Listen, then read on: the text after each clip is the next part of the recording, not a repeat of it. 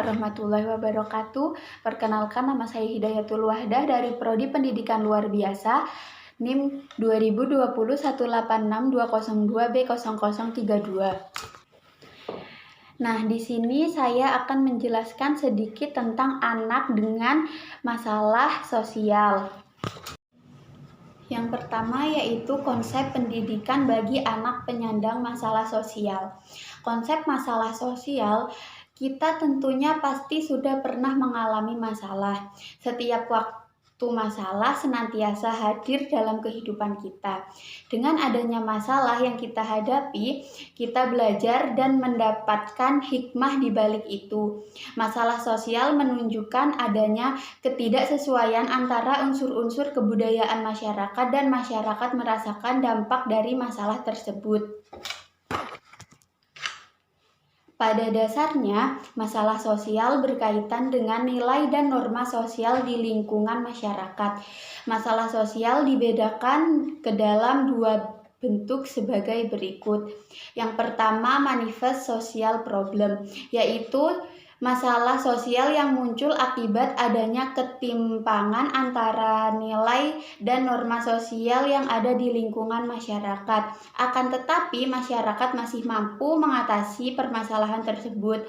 Yang kedua yaitu latent social problem, yaitu menunjukkan adanya masalah sosial yang muncul akibat ketimpangan nilai dan norma sosial, tetapi masyarakat sudah tidak mampu mencegah atau mengatasi permasalahan tersebut. Tujuan pendidikan bagi anak penyandang masalah sosial. Yang pertama yaitu meningkatkan aksesibilitas penyandang masalah kesejahteraan sosial dan pelayanan sosial dasar. Nah, yang kedua adalah meningkatkan kualitas hidup PMKS dan kelompok rentan lainnya. Yang ketiga adalah meningkatkan kemampuan dan kepedulian masyarakat dalam pelayanan kesejahteraan sosial secara melembaga dan berkelanjutan. Yang keempat adalah meningkatkan ketahanan sosial masyarakat dalam mencegah dan menangani masalah kesejahteraan sosial. Yang kelima, meningkatkan kesadaran dan wawasan kesejahteraan sosial dalam perumusan kebijakan publik. Yang keenam atau yang terakhir adalah meningkatkan kualitas manajemen pelayanan kesejahteraan sosial. Nah, untuk selanjutnya yaitu manfaat pendidikan bagi anak masalah sosial. Yang pertama yaitu mengurangi kemiskinan, yang kedua adalah penghasilan lebih tinggi, yang ketiga menawarkan kesetaraan, yang keempat kesehatan, yang kelima pertumbuhan ekonomi, yang keenam mengurangi tindak kejahatan, yang ketujuh adalah manfaat lingkungan, yang kedelapan mengurangi kekerasan berbasis gender, yang kesembilan adalah mengurangi pernikahan dini. Nah, sekarang yang kedua yaitu gejala faktor penyebab anak bermasalah sosial. Untuk gejalanya, gejala sosial yaitu tanda-tanda, alamat atau pertanda tentang segala sesuatu yang berkaitan dengan masyarakat atau hal yang berkaitan dengan pergaulan dan aktiviti masa lapang, faktor budaya dan struktural. Yang selanjutnya yaitu faktor penyebab. Faktor penyebab sendiri terdiri dari beberapa faktor, yaitu yang pertama kurangnya perhatian terhadap ibu bapak, yang kedua salah memilih kawan, yang ketiga pengaruh media massa, yang keempat berharap untuk mencoba, yang kelima adalah menginginkan kebebasan, yang keenam perasaan mendalam, yang ketujuh adalah kurangnya didikan agama. Nah, untuk yang ketiga adalah akibat yang disebabkan oleh anak dengan masalah sosial. Secara pribadi, ada beberapa hal yang diakibatkan, yaitu perkelahian sesama anak lainnya. Yang kedua adalah terlibat tindakan kriminal. Yang ketiga, eksploitasi oleh keluarga. Yang keempat, kekerasan seksual, pelecehan dan sodomi. Yang kelima adalah rawan kecelakaan lalu lintas. Yang keenam adalah rawan pengedaran obat-obat terlarang atau narkoba. Yang ketujuh adalah perkembangan emosi dan sosial yang tidak normal. Yang kedelapan adalah disisihkan oleh teman-teman lainnya. Yang kesembilan, kesehatan rendah. Yang kesepuluh, tidak bisa berkonsentrasi. Yang kesebelas atau yang terakhir, rawan penyakit menular. Nah, untuk dampaknya bagi masyarakat adalah yang pertama, mengganggu ketertiban umum. Yang kedua, sering membuat keributan. Yang ketiga, tidak mau mengikuti peraturan yang ada di masyarakat. Masyarakat menjadi resah dan takut. Dan yang terakhir atau yang kelima, ketenangan masyarakat menjadi terganggu. Nah, sedangkan akibatnya anak dengan permasalahan sosial ini sendiri bagi pemerintah adalah mengganggu ketertiban umum atau keindahan kota. Selanjutnya, sering membuat keributan, lalu sering mengubah keindahan kota, sering dipergunakan oleh isu politik, jarang mau mengikuti peraturan, menjadi problematika pemerintah setempat, dan tidak memiliki identitas yang jelas.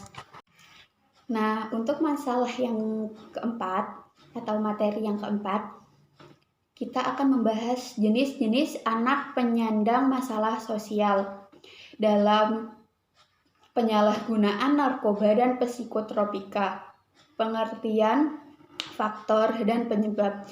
Sebelum bicara lebih jauh tentang narkoba, sebaiknya kita pahami dulu apa sih narkoba itu.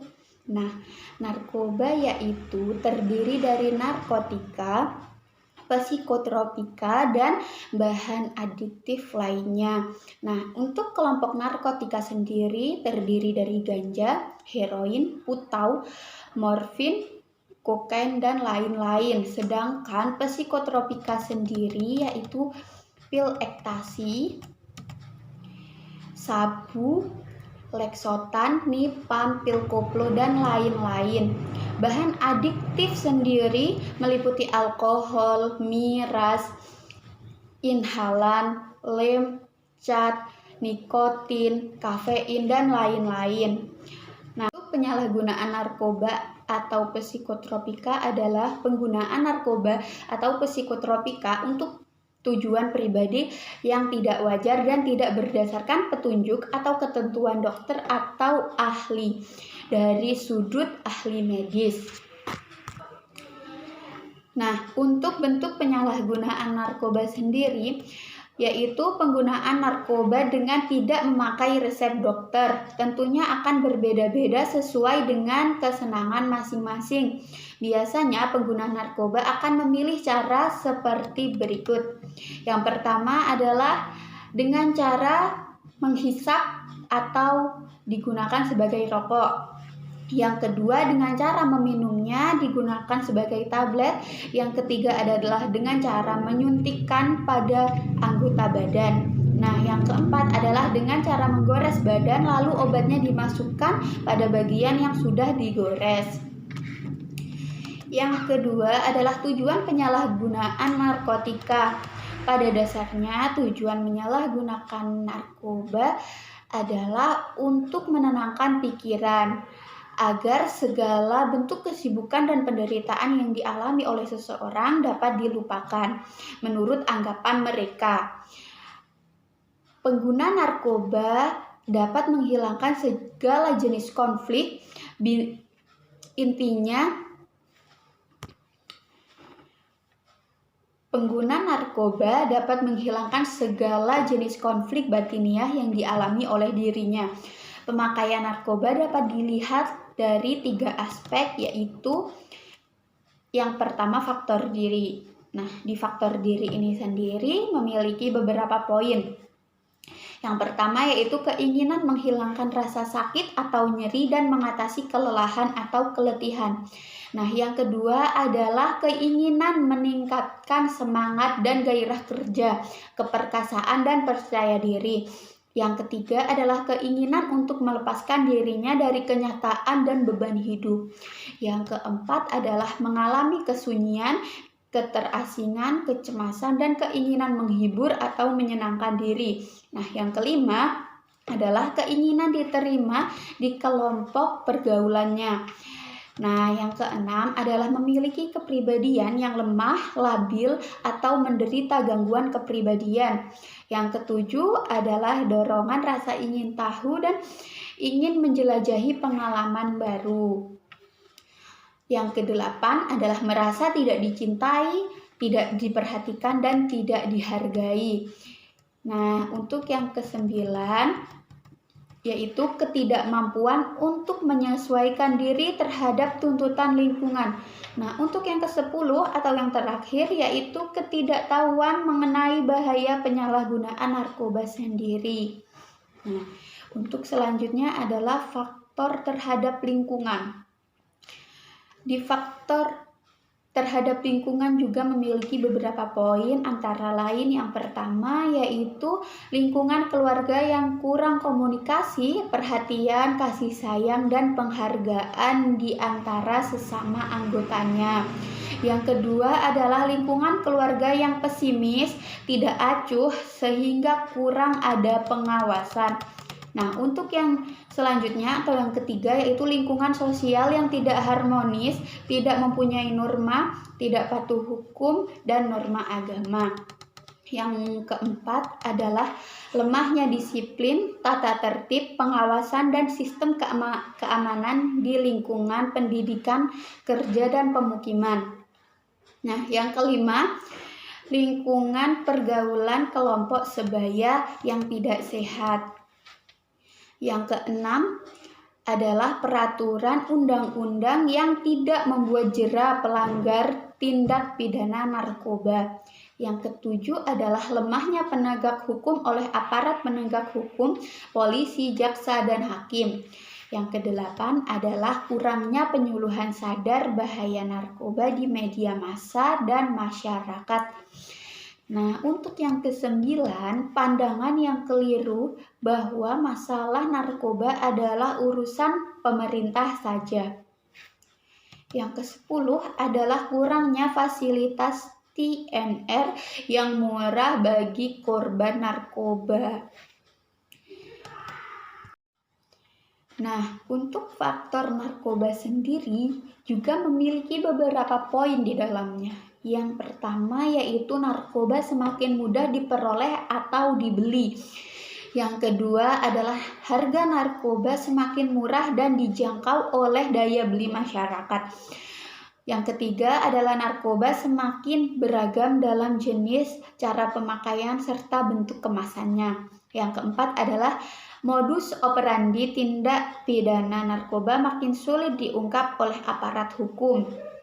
Yang kelima adalah diperkirakan masih banyaknya laboratorium gelap narkoba yang belum terungkap. Dan yang keenam, sulit terungkapnya kejahatan komputer dan pencucian uang yang membantu bisnis perdagangan gelap narkoba tersendiri. Nah, yang ketujuh adalah semakin mudahnya akses internet yang memberikan informasi pembuatan narkoba. Yang delapan adalah bisnis narkoba menjanjikan keuntungan.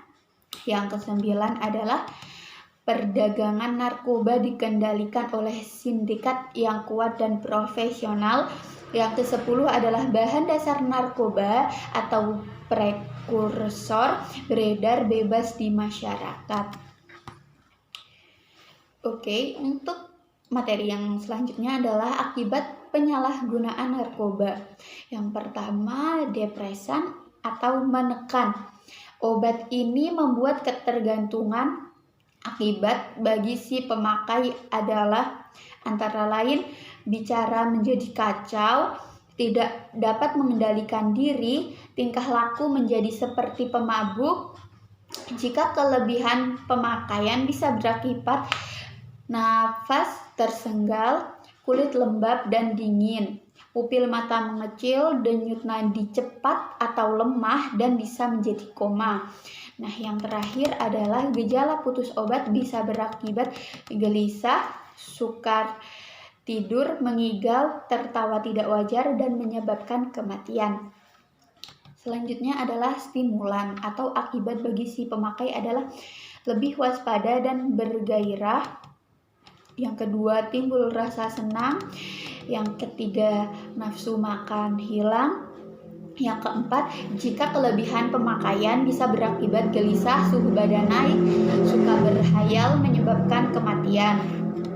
Nah, untuk yang terakhir adalah gejala putus obatnya bisa berakibat badan lesu, malas, tidur lama, depresi, tidak dapat mengendalikan diri. Nah, yang terakhir halusinasi. Halusinasi itu suka berhayal, tidak mempunyai gambaran ruang dan waktu, dan overdosis dapat mengakibatkan kematian. Nah, untuk selanjutnya yaitu alasan penyalahgunaan narkoba dan psikotropika. Keinginan untuk mencoba, ingin tampil berbeda, kurang percaya diri, akhirnya menjadi adiksi atau ketergantungan. Pengaruh lingkungan, pergaulan yang salah, tekanan kelompok sebaya atau pergaulan atau grup atau geng, dipaksa, diancam, dijebak, dan akhirnya terjerumus ke dalam penyalahgunaan narkoba. Nah, anak yang berpenyakit khusus, TBC, kusta, dan lain-lain. Nah, untuk materi yang kelima atau selanjutnya yaitu kita akan membahas tentang anak yang berpenyakit khusus, TBC, kusta, dan lain-lain.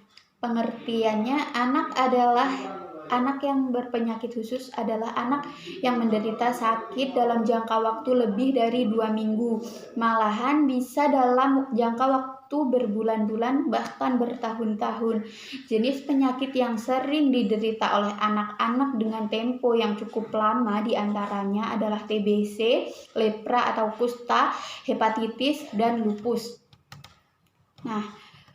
Nah, jenis-jenis anak berpenyakit yang memerlukan layanan khusus yaitu bagi anak-anak yang berpenyakit khusus, pendidikan layanan khusus diharapkan dapat menjawab tentang kebutuhan pendidikan bagi anak. Sebab jika anak harus belajar di sekolah reguler, ada kemungkinan akan mengalami kesulitan dengan PLK anak, belajar di rumah sakit, di rumah persinggahan, atau di keluarga. Nah, untuk faktor penyebabnya sendiri, TBC diakibatkan oleh bakteri atau kuman.